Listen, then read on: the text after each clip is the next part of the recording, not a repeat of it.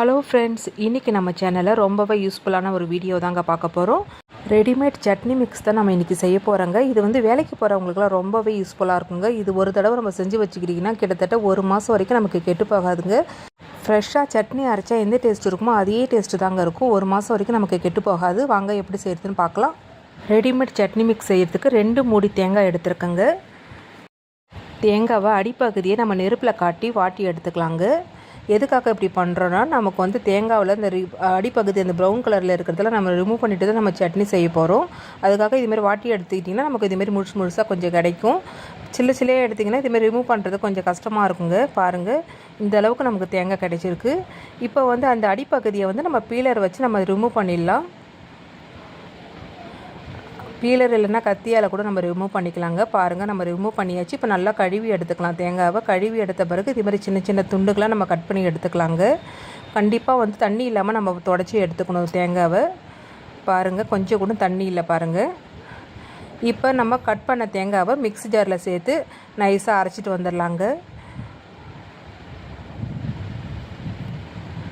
பாருங்கள், இந்த அளவுக்கு நம்ம நைஸாக அரைச்சிட்டு வந்துடணும். பாருங்கள், பூ மாதிரி எப்படி இருக்குன்னு. கொஞ்சம் கூட தண்ணி இல்லாமல் இருக்குது பாருங்கள். கண்டிப்பாக நம்ம அரைக்கும் போது கொஞ்சம் கூட தண்ணி இல்லாமல் தான் நம்ம அரைச்சி எடுத்துக்கணும். இப்போ நம்ம அரைச்ச தேங்காவை ஒரு கடாயில் சேர்த்து நல்லா வறுத்துக்கலாங்க. அடுப்பை மிதமான தீயில் வச்சுட்டு செய்யுங்க. எக்காரணத்துக்கு கொண்டு தேங்காய் கருகிடக்கூடாது, கலரும் மாறக்கூடாது. மிதமான தீயில் வச்சுக்கிட்டு லேசாக வறுத்தா போதுங்க.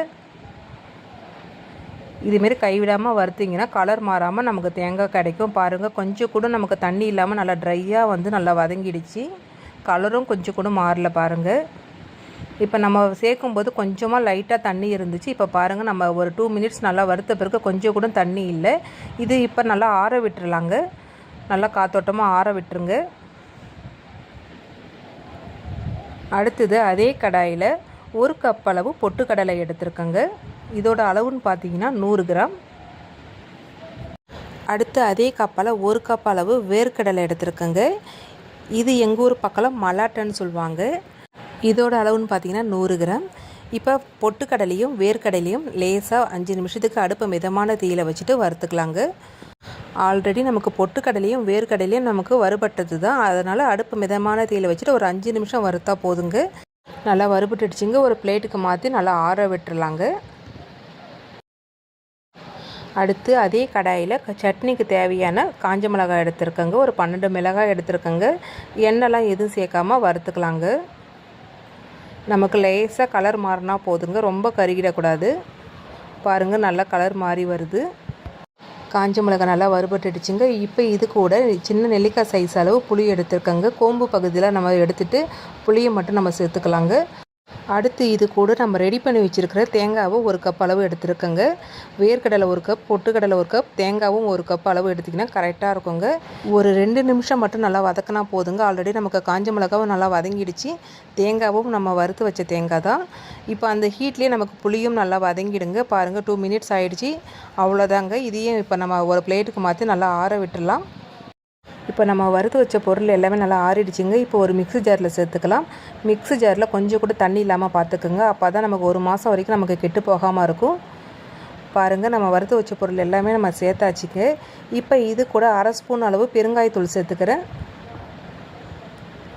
சட்னிக்கு தேவையான அளவு உப்பு சேர்த்துக்கலாங்க. இப்போ மூடி போட்டு நைஸாக அரைச்சிட்டு வந்துடலாம். பாருங்கள், இந்த அளவுக்கு நல்லா நைஸாக அரைச்சிட்டு வந்தாச்சு. பாருங்கள், கொஞ்சம் கூட குறன்னு இருக்கக்கூடாது. இந்த அளவு நல்லா நைஸாக அரைச்சிட்டு வந்துடணும். இப்போ நம்ம அரைச்ச சட்னி பவுடரை ஒரு பிளேட்டுக்கு மாற்றி நல்லா ஆற விட்டுடலாங்க. கொஞ்சம் கூட சூடாக இருக்கக்கூடாது. நம்ம அரைக்கும் போது கொஞ்சம் சூடாக இருக்கிற மாதிரி இருக்கும். அதனால் ஒரு பிளேட்டுக்கு மாற்றி நல்லா ஆற விட்டுடலாம். அடுத்து நம்ம சட்னிக்கு தாளிப்பு ரெடி பண்ணிடலாங்க. 1 ஸ்பூன் அளவு கடுகு எடுத்துருக்கேங்க. 1 ஸ்பூன் அளவு உளுத்தம்பருப்பு எடுத்துருக்கேன். இப்போ எண்ணெய் சேர்க்காமல் அடுப்பில் நல்லா மிதமான தீயில் வச்சுட்டு வறுத்துக்கலாங்க. கடுகு உளுத்தம்பருப்பு நல்லா பொரிஞ்சு வரணும்.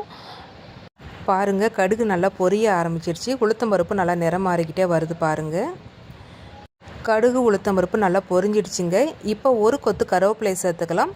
கருவேப்பிலையில் கொஞ்சம் கூட தண்ணி இல்லாமல் பார்த்துக்கோங்க. அப்போ தான் நமக்கு ஒரு மாதம் வரைக்கும் நமக்கு சட்னி பவுட்ரு கெட்டு போகாமல் இருக்கும்.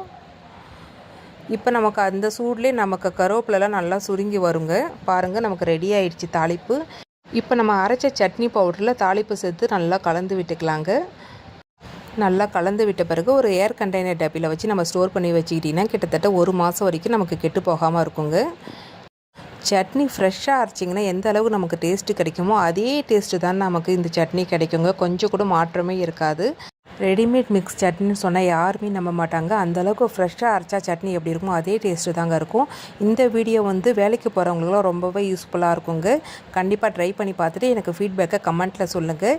இந்த வீடியோ உங்களுக்கு பிடிச்சிருந்தால் லைக் பண்ணுங்கள், ஷேர் பண்ணுங்கள், கமெண்ட் பண்ணுங்கள். மறக்காமல் நம்ம சேனலை சப்ஸ்கிரைப் பண்ணிக்கோங்க. பக்கத்தில் இருக்கிற பெல் ஐக்கானையும் கிளிக் பண்ணுங்கள். அப்போ தான் நான் அடுத்தடுத்து போடுற வீடியோ உங்களுக்கு நோட்டிஃபிகேஷனாக வரும். நன்றி, வணக்கம்.